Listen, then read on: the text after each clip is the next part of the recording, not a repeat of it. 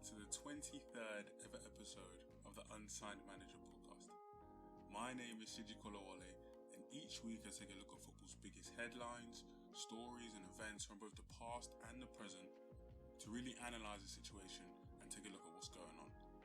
Now, my bad, I'm going to be like a week behind on this one, but I wanted to take a look at the City, Liverpool and the United-Everton games from last week. There was a lot of stuff to unpack in those games.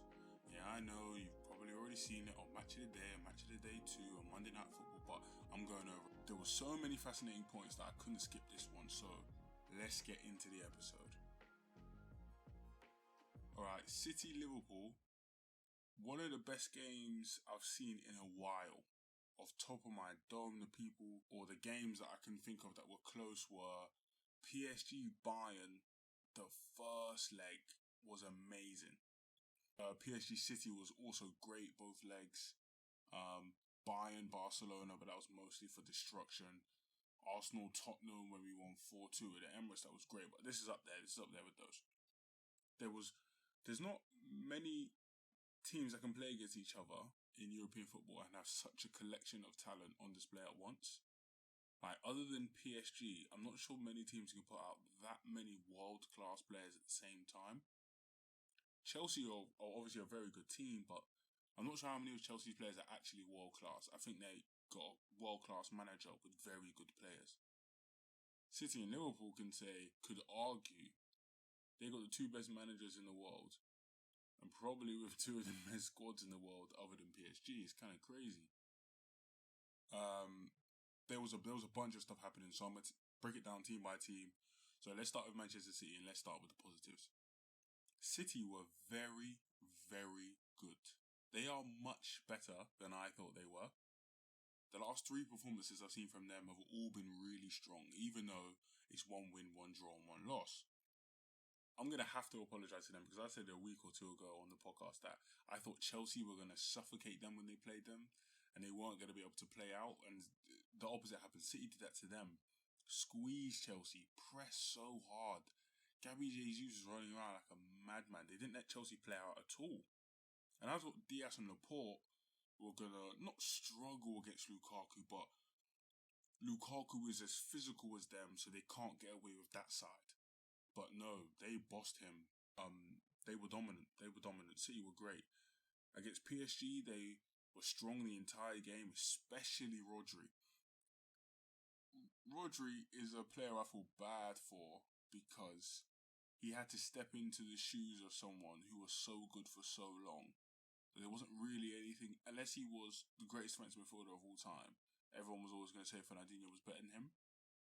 There's not many midfielders in Premier League history probably that are better than Fernandinho, but Rodri has done a good job stepping in. On the ball, he's up there in the league. Everything, one touch ping, one touch pass, one touch spray is so fun to watch. And defensively, he's much better than where he was before. At times he can get bypassed a bit, but he's a great player and he's not like a... He's got the same technical ability on the ball that Jorginho has. He's just 6'3" and built like a shed. Rodri's a great player. Bernardo Silva's coming into his own, getting back to what he was from that 18-19 season. If you don't know, that was the year Kevin De Bruyne was injured. Pep didn't know what to do, so he played Fernandinho at defensive midfield, Bernardo Silva and David Silva as 2 8s, and they ran riot on the league. There aren't many managers, who could take a midfield with one actual midfielder in it, in Fernandinho, two people who you could say are attacking midfielders or play wide, put all three of them in one midfield three and make it work. I literally don't know how he does it time after time, but not many managers could have made that midfield work, especially defensively, but somehow City won the league. Bernardo Silva was great in the game against Liverpool. He could have got a phenomenal assist, the mazy dribble into the top level player, but the thing that makes him so hard to play against is he's now like an all-round midfield player. What I mean is he's strong enough in every category that you can't defend him in any specific way. he defends well enough that he's not a turnstile. He presses hard. He's got the energy of N'Golo Conte, so it's not like you can run past him and he won't track you back. His first touch is so good that if you press him, he can pop around you. His technique and his match IQ is so high that he can get out of almost any sticky situation. He can dribble, and then when he drives forward with the ball, when he gets into the final third, the guy's a great passer. So if you press him, he'll either dribble around you or he can find a pass for that gap you've left. And with this City team, with the players they've got running in towards goal, you don't know what to do when Bernardo Silva's on the ball. He's a top player. It's almost weird watching him now, thinking, how was this guy not playing last season? Yeah, I know. Gundogan was Frank Lampard and Kevin De Bruyne is Kevin De Bruyne, but it's like, how was this guy sitting next to Nathan Ake all last year? He went from a dribbly winger, a bit tricky, to a proper box-to-box energy midfielder who can move the ball forward and keep possession whilst being an assist threat. He's a top-level player. More Man City positives. Phil Foden. What a player he is. Honestly, what a player. There aren't many young players that I've seen like Phil Foden, you know. This guy's devastating. All game long, James Milner must have been praying for the half-time whistle. And respect to James Milner for somehow not getting sent off, because he definitely deserved to, but Foden could have done that to any right back in the league. He constantly gets in behind. The worst thing for a defender, absolute defender's nightmare, is a winger who won't stop, or a striker who won't stop trying to run off you. People like Christian Benteke are great to play against, because I know where you are at all times, because you're just going to stand in front of me. All I have to do is hold you off for a second and a half, 2 seconds. I get cover from my DM or my fullback. Someone else can come and sweep up and we can get the ball off you. People who are running in behind you are a pain because you obviously can't see them until it's that second too late, and then boom, they're in 1v1. Foden constantly on the shoulder, constantly on Milner's shoulder. Milner doesn't know whether to stick with him, because Foden can go from standing still to sprinting straight faster than Milner can. He doesn't know whether to track him, because then he's leaving gaps and Bernardo Silva can run into them.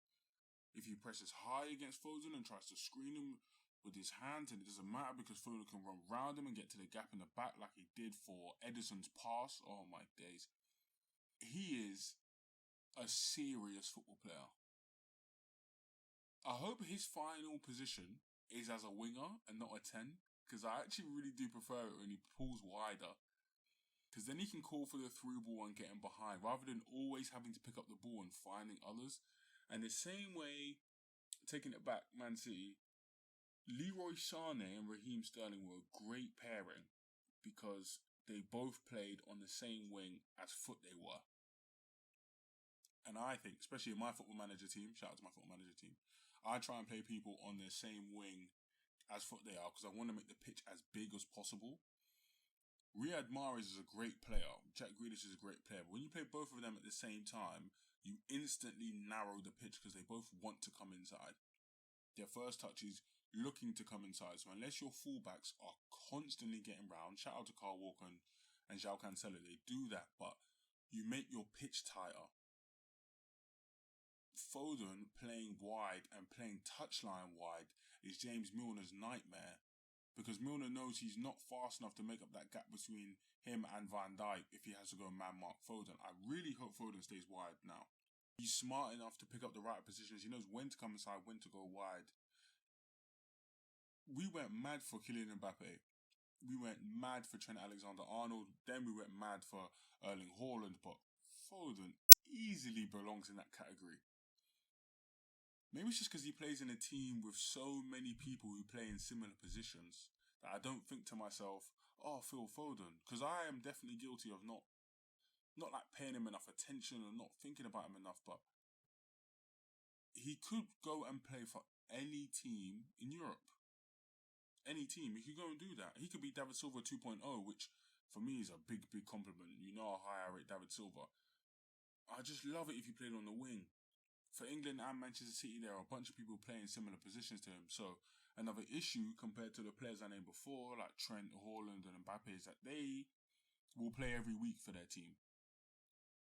Borussia Dortmund are not going to bench Haaland for Donny Marlon. That's not happening. But for Foden, there could be a strong case every week that he might not play. I think he should, but if you sign Jack Grealish for £100 million, you feel obliged to play him. And if you think Foden's best position is on the left wing and so is Grealish's, and one of them cost you £100 million, you feel obliged to play him. It's so annoying because he's England's best talent, and selfishly, I want to see how far he can go. And I don't really care. Yeah, I don't really care about Jack Grealish. Shout out to Jack Grealish, do his thing, but I'd rather Foden got all his minutes than Grealish did. I think it would just be so much better if Foden could play more. Because when you see games like that from him, or against PSG in the second leg, I think the second leg last year in the Champions League where he was amazing, you think to yourself, we are getting robbed of a player that we could see do this every single week. And then Manchester City's negatives points before I move on to Liverpool from this game. Again, what a game this was. This felt like a Premier League advert. If someone said, why do you like football? Why do you care so much? You'd show them the second half of this game. The first half was a bit scatty. Liverpool weren't really great, bit nervous, couldn't press well enough. City were so rough in front of goal.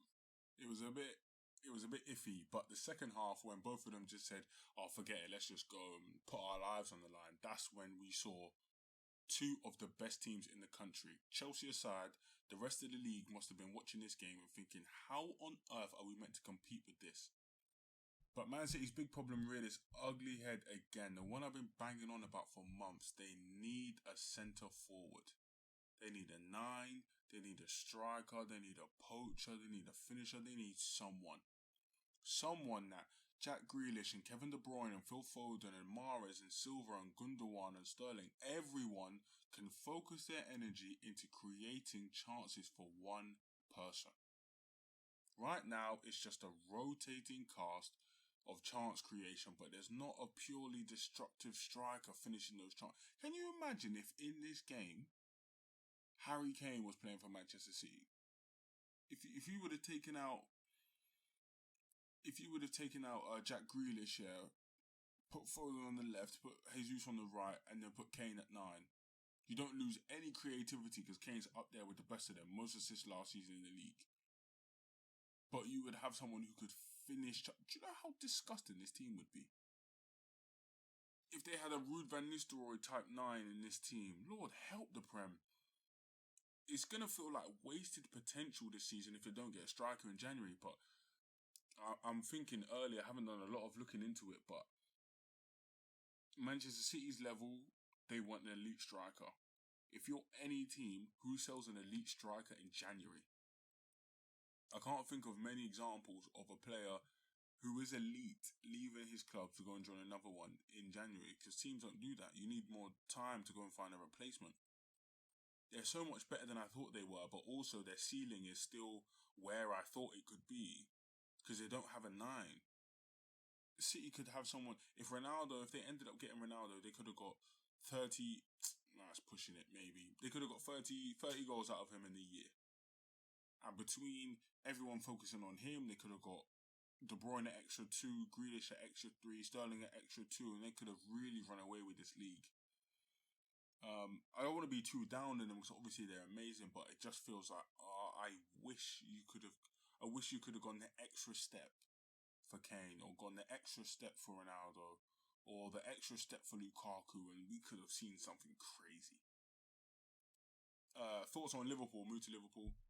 Always start with the positives. They are a top level, brilliant team. Arguably the best team to watch when they're firing.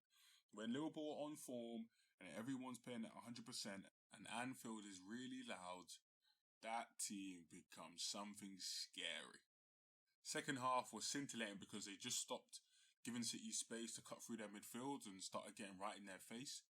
Shout out to Jurgen Klopp, by the way. Post-match interview was really interesting because, funnily enough, in football, it's rare you see players and managers actually go into depth about tactics. And I get it, you don't want to give away too much, but it's a lot of, I don't think we were at the races or we didn't have enough energy. I like the fact that Klopp said after the game, no, our energy was fine. City were just pulling out wide enough that gap between our central midfield player and our defensive midfield player, they're passing straight through that via the fullback, and we can't close down that space. So Curtis Jones and Henderson again.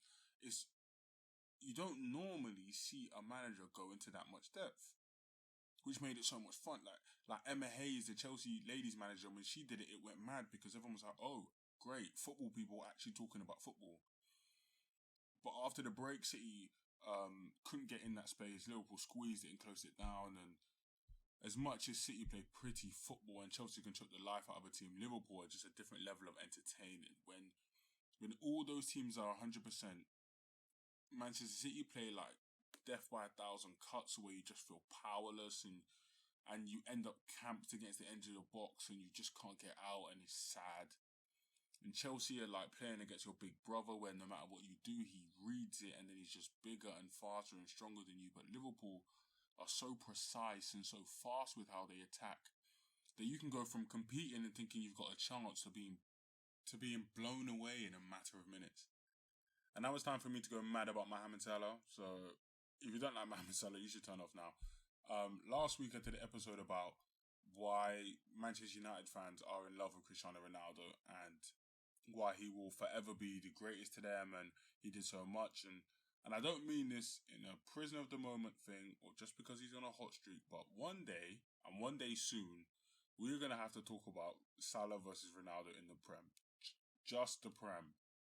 I don't mean all the Real Madrid years and the 5 Champions Leagues and all that. I mean, just in this league, those two. Because if I'm Mohamed Salah and I'm looking around, I think to myself, you see wingers in this league, I'm the best one that's ever played in this league. I don't know if you can really argue with him. Again, in the league, Ronaldo was phenomenal. And probably arguably had a higher peak. Salah could say, yeah, but he didn't do that for as many years as I did. He doesn't get injured. He doesn't go through cold patches. And he scores goals constantly. And whenever Liverpool need a spark, Mohamed Salah is there. In this game in particular, the assist. The assist is something that looks real simple, but is actually an amazing set of technique. The dribble and the slalom, you can see it when there's a replay of the goal where, how do I explain this, where the camera is looking at Salah face front, so you can see him running towards you, and then Mane comes in the screen and you see the pass and you see how fast he's going and the weight of the pass. The reason the pass is great is because most people, when sprinting at Mohamed Salah's pace, which obviously is rapid, will hit that pass too hard, and then Ederson, who's a sweeper, will come out and collect it, and Mane's not going to have a chance. Or they'll make a bad decision and they'll try and think, oh, I'm on a great dribble here, why don't I shoot, and not make that pass and give up an easy chance. Salah makes the perfect decision with just enough pace that Mane, judging how fast he is, could beat an oncoming Ederson with one touch and not have to do too much. And then the goal he scores is just outrageous. It's 7 seconds and it's 10 touches, but he holds off defenders. He uses all his balance to stay up. He spins, drops Laporte. Why on earth did you dive in? But also, you think to yourself, of course he's going to dive in, because when someone's on a dribble like that, they always overdo it at some point, so I can just grab it right now. But no, he sits him down and then puts it past the keeper. Salah could get out of a phone booth with the football. I don't understand. I used to be a Mohamed Salah hater. I used to think one season wonder, yeah, you bag a bunch of goals. Next season it's going to get long for you. It never got long for him. He comes into the league and everything's minor. I saw something on, I think it was Twitter this week, about would you rather take prime Salah or prime Hazard, and this is where like your vision on how you see the game comes into play, because Mohamed Salah doesn't make football look pretty. You wouldn't watch Salah play and think, oh, this looks great. His style makes it look like he can't do kick-ups, and I bet he's horrid in a rondo, but he's so good at the ugly side of the game, the weird bounces and bobbles that always go his way. Eden Hazard, in his peak, was probably the best aesthetic football player in the league. Like, he played with such like silk and grace that you felt like you couldn't do that. He would dribble through 4 or 5 players and roll it into the bottom corner, and it's like, the game is so pretty. Salah, if you put 5 people in front of him, he'd probably bounce the ball off every single one of them. He'd probably boot it into the crowd, watch it pinball through them, run round them, everyone, but he's definitely going to get through one-on-one. He always gets through one-on-one. The thing that impresses me most about this guy, and there's loads of things that do, though, I'm going mad about him, but he's just frustratingly consistent. When you play against Liverpool, you think to yourself, this is long. From the 17-18 season until now, this is Mohamed Salah's goal involvements. 17-18 season till now, okay? 52 games, 44 goals, 16 assists. 18-19 season is 52 games, 27 goals, 12 assists. This is all competitions, and he's playing in the best league in the world, and for a team that's challenging for the Champions League every year, so he's getting far in there. He's not playing in joke man leagues. 19-20 season, 23 goals, 13 assists. Last season, 51 games, 31 goals, 6 assists, and this season he's red hot. We're gonna have to talk about him and Ronaldo one day, man.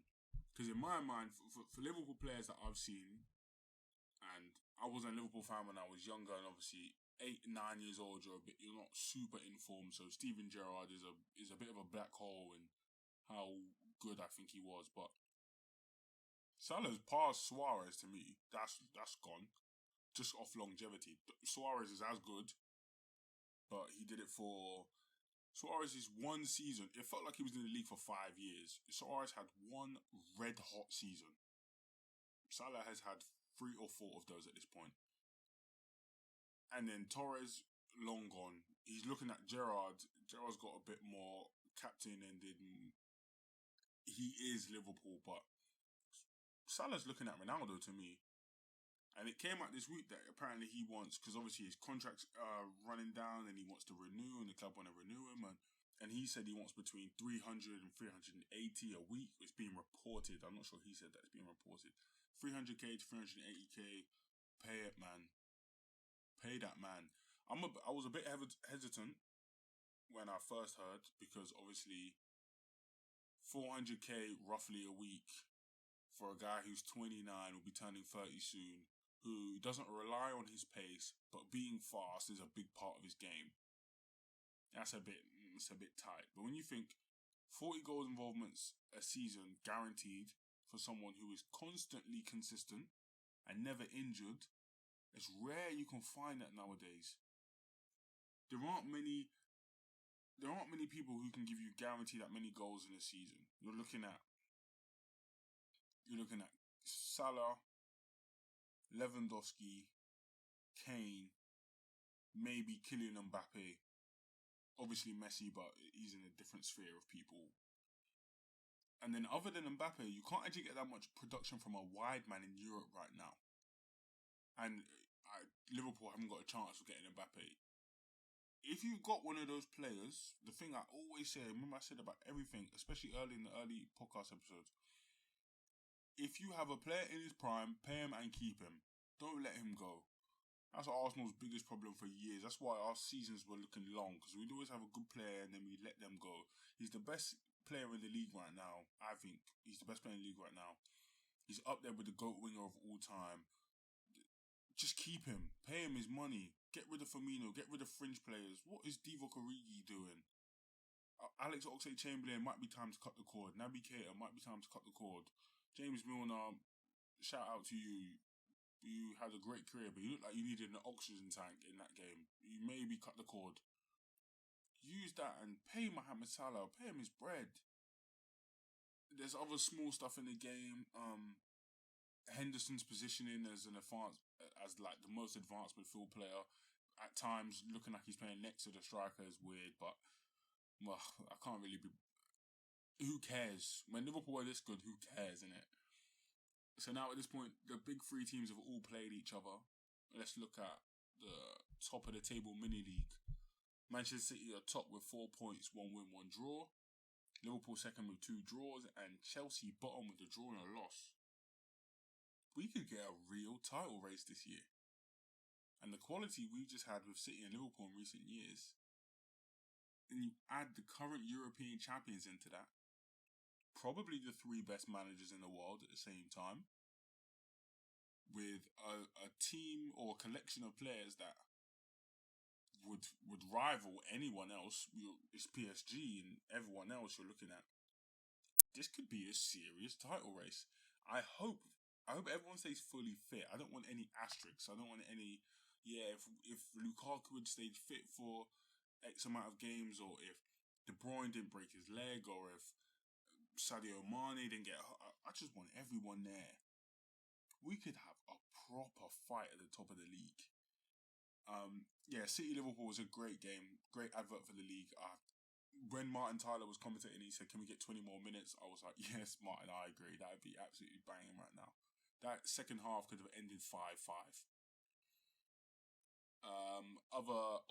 Manchester United, Everton, quick point. Not going to run through that game. Wasn't watching as intently. Was watching, but not as intently. United are just so weird to me. United itself, as a collection of players, makes some sense. Yes, I think they're still built like a donut and they're missing someone in the middle. But the attacking talent they have is more than fine. Defensively, they're more than fine. In midfield, you need to... If your options are Scott McTominay, who's not a defensive midfield player, and he does his best work when he's trying to get forward with it, but you need him to stay back because you've already got people who are 10 times better at being forward with it. Nemanja Matic, who defensively fine, physically he is like a statue. Matic's legs are done. Fred, who's like a bumblebee, buzzing around everywhere, but you're not really sure if he's in the right place. And Donny van der Beek, who must have keyed Solskjaer's car or something at this point because he doesn't want to play him. I'm not really sure if you're up there with those other 3. The problem for Oli, and I don't have an educated opinion on him, as in I haven't fully thought out whether I think he should stay, whether I think he should go. I think it's funny, but I don't really care too much whether he stays or he goes. I just think that he's digging himself a hole. Things like leaving Pogba and Ronaldo on your bench for a home game against a good Everton team, against a good manager who you know is tactically versatile and can make your life hard. Why dig yourself in an extra hole? You know what I mean? Why make it a bit harder? Why give Townsend and Gray a bit more freedom because there's no Pogba and there's no Ronaldo playing? Just don't make life hard for yourself. And I get it, you want to rest those players, they're your key players, they've been playing every week, and you know that they're both going to play on an international break because they're some of the best players for their country, but get over the line first. If I was managing, I would think to myself, can I get to the 60th or 70th, be comfortable and take them off and replace them? Rather than need to bring them on because we're drawing. And if Tom Davies had any faith in his shooting, I think he made the right decision to square it. It's annoying that Doucouré was offside, but if I was Davies, and I think to myself, if Doucouré's on right now, I have to square it. I would have done the same thing. United should have lost that game. And if they had lost it, Solskjaer's pressure would have been wrapped up times 10. They've got a bad run of form right now. He's making life harder. On the same point, I think that